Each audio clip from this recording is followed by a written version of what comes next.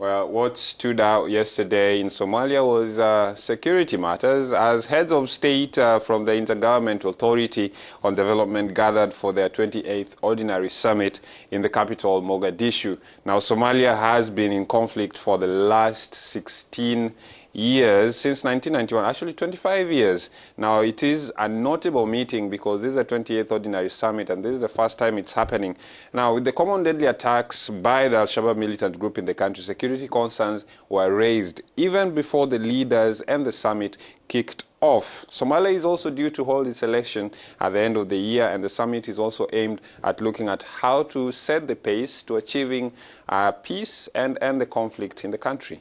Somalia had already organized the arrival of the heads of state and government, but this is the first time that it plays host to a summit since the fall of Siad Barre's government in 1991, which paved way to 2 decades of conflict. Fighters from the Islamic group Al-Shabaab, who at one time had control of most of the country, are still fighting against the government of President Hassan Sheikh Mohammed, seeking to be re-elected this year. Elaine Wangalwa with more details. East African regional leaders met in Somalia's capital Mogadishu for an extraordinary summit to discuss the security situation. The Intergovernmental Authority on Development Summit was held in the war-torn country for the first time since the regional bloc was formed in 1986. The summit was attended by heads of state and governments from Uganda, Kenya, Sudan, South Sudan, Ethiopia and Djibouti. It welcomed the federal government of Somalia's commitment to a credible, transparent, inclusive electoral mechanism towards a peaceful and democratic transition.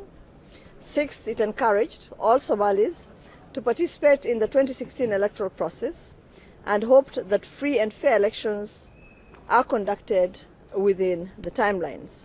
Security was enhanced and roads closed to ensure safety and avert any terror attempt by homegrown insurgent group Al-Shabaab. It called on AMISOM troops and the Somali security forces to expand their operations, deal with evolving terror threats, and immediately recover the remaining areas controlled by Al-Shabaab.